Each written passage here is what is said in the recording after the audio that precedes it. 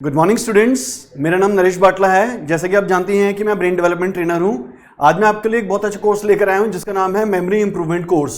अक्सर जितने भी बच्चे कंपटीशन एग्जाम की तैयारी कर रहे होते हैं, चाहे वो किसी भी एग्जाम की तैयारी कर रहे हो, GATE, UPSC, JE, bank, SSC, MAT, CAT, तो उनका अक्सर एक मेमोरी से रिलेटेड रहता है कि वो पढ़ते हैं लेकिन उनको याद नहीं होता, तो उनको बार बार भूलने की प्रॉब्लम होती है जिसमें वो बार बार ही रिवाइज करते रहते हैं। अब सबसे बड़ी चीज आती है, जो लोग पहली बार मेरा चैनल देख रहे हैं, तो ये कोर्स काम कैसे करता है। इसमें हम 7 ब्रेन स्टिमुलेटिंग थेरेपीज करवाते हैं। NLP, reiki, brain gym, meditation, sound therapy, breathing exercise, creative visualisation, ये सातों की सातों थेरेपीज मिलकर जो है ब्रेन की न्यूरोप्लास्टिसिटी को इंक्रीज करती हैं, पीनल ग्लैंड को एक्टिवेट करती हैं, हिपोकैम्पस को एक्टिवेट करती हैं और आपके बीडीएनएफ को। न्यूरोप्लास्टिसिटी होता है ब्रेन की वो पावर जो कि आपकी लगातार प्लास्टिसिटी की तरह बढ़ सकती है। मतलब जितने ब्रेन में न्यूरॉन्स हैं, 10 लाख के करीब न्यूरॉन्स होते हैं, वो आपके जो है एक्टिव नहीं होते सारे, तो उनको एक्टिव करने की प्रक्रिया को बोलते हैं न्यूरोप्लास्टिसिटी। पीनल ग्लैंड होता है जो हमारे सिर के पीछे यहाँ पर एक ग्लैंड होता है जिसमें 2 तरह के हार्मोन सिक्रीट होते हैं, मेलाटोनिन और सेरोटोनिन। मेलाटोनिन जो है आपकी स्लीप साइकिल को रेगुलेट करने के लिए होता है और सेरोटोनिन ब्रेन की इंटेलिजेंस को बढ़ाने के लिए होता है। तो इस कोर्स करने से ही आपका पीनल ग्लैंड जो है एक्टिवेट हो जाता है।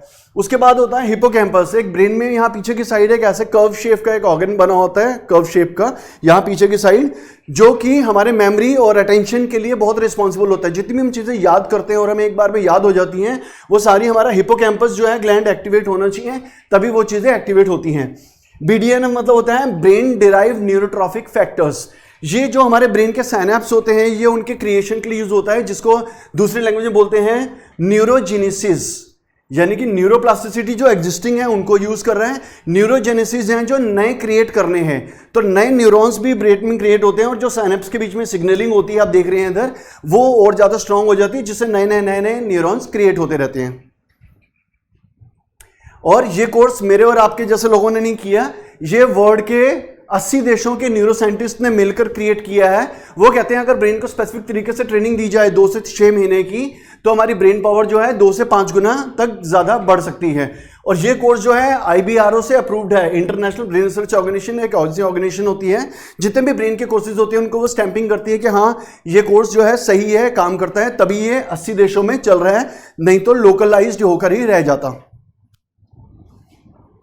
अब आप इससे पूछ सकते हैं कि सर ठीक है, ये सब बातें तो ठीक है, लेकिन इसमें एकेडमिक बेनिफिट्स क्या होते हैं। तो एकेडमिक है, सबसे पहले होता है रिकॉल मेमोरी। रिकॉल मेमोरी मतलब ये होता है कि आप एग्जामिनेशन हॉल में गए, एग्जामिनेशन हॉल में बैठे हुए हैं और आपको चीजें अचानक भूल जाती हैं। फिर आप एग्जाम जब खत्म हो जाता है उसके बाद कहते हो, ओहो यार ये तो मुझे आता था, काश आधे घंटे का टाइम और मिल जाता तो मैं कर लेता। तो आपको आता सब कुछ है, याद सब कुछ है, लेकिन उस टाइम स्ट्रेस के कारण या परफॉर्मेंस एंजाइटी के कारण आप सारी चीजें भूल गए। उसको कहते हैं रिकॉल मेमोरी, क्योंकि हमारे ब्रेन के साइनेप्स अभी कम है, तो इस कोर्स करने से आपके साइनेप्स जो है बढ़ जाते हैं। तो पहला बेनिफिट है रिकॉल मेमोरी। दूसरा बेनिफिट होता है फोटोग्राफिक मेमोरी। फोटोग्राफिक मेमोरी मतलब ये होता है कि आपका जो ब्रेन, या कोई भी इंग्लिश की लिटरेचर पढ़ रहे हैं या साइंस पढ़ रहे हैं या हिस्ट्री पढ़ रहे हैं या लेंदी टेक्स्ट बुक वाले सब्जेक्ट पढ़ रहे हैं, तो उसमें क्या होता है कि आप पढ़ते हैं और आप बार बार भूल जाते हैं। तो फोटोग्राफिक मेमोरी का मतलब ये होता है कि आपकी एक मेमोरी में फोटो की तरह वो खिंच जाएगी, आपको जो भी पढ़ा हुआ है एक बार वो हमेशा के लिए याद रहेगा और बार बार आपको रिवाइजन करने की जरूरत नहीं पड़ेगी। तो this is called photographic memory. तो महीने 2 महीने के बाद प्रैक्टिस के बाद ये वाली चीज आपकी अच्छी तरह से डेवलप हो जाती है। उसके बाद आता है आपका कॉन्सेंट्रेशन स्पैन।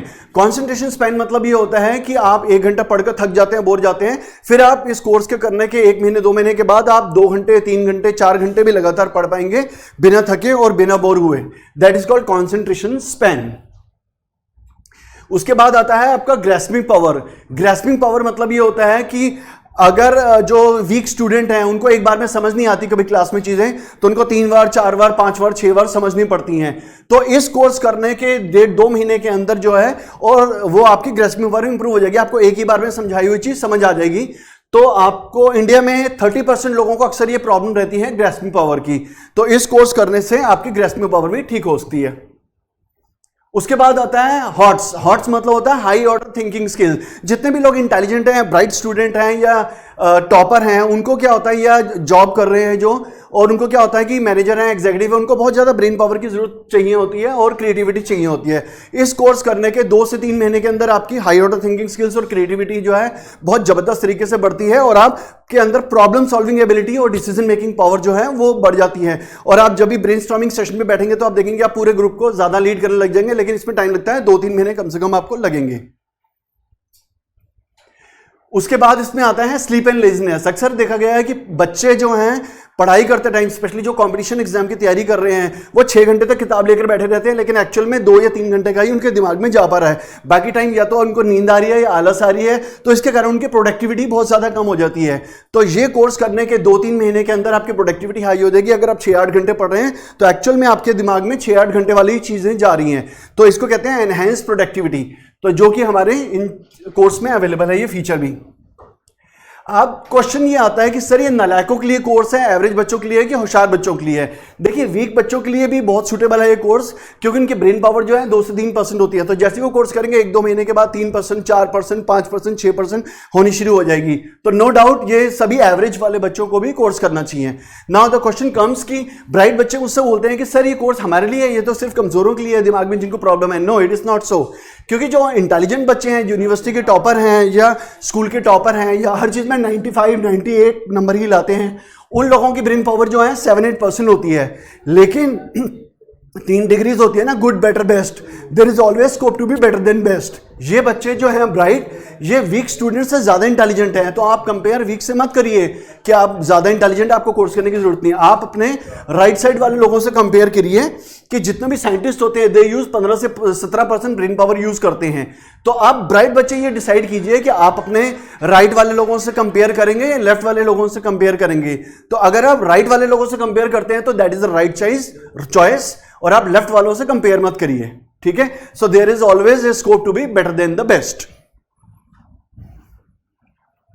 उसके बाद मैं आपको अपनी प्रोफाइल बता देता हूं। मेरा नाम नरेश बाटला है, जैसे आप जानते ही होंगे, ब्रेन डेवलपमेंट टीचर हूं मैं, और मैं लॉ ऑफ अट्रैक्शन का कोर्स भी कराता हूं कॉर्पोरेट्स में, ऑफिस में जाकर उनकी एफिशिएंसी और प्रोडक्टिविटी बढ़ाने के लिए। उसके बाद मैंने इंटरनेशनल सर्टिफिकेशन किया हुआ है international centre for reiki training USA से, जिसमें कि मैं, अगर आप मुझसे कोर्स करते हैं रेकी का, तो मैं आपको इंटरनेशनल सर्टिफिकेशन और इंटरनेशनल मैनुअल दे सकता हूं, जो कि इंडिया में सिर्फ 100-150 लोगों के पास ही है ये ऑथराइज। आप कहीं भी पता कर लीजिए, सब लोग अपना लोकल सर्टिफिकेट दे सकते हैं, मैं ऑथराइज हूं इंटरनेशनल सर्टिफिकेशन देने के लिए।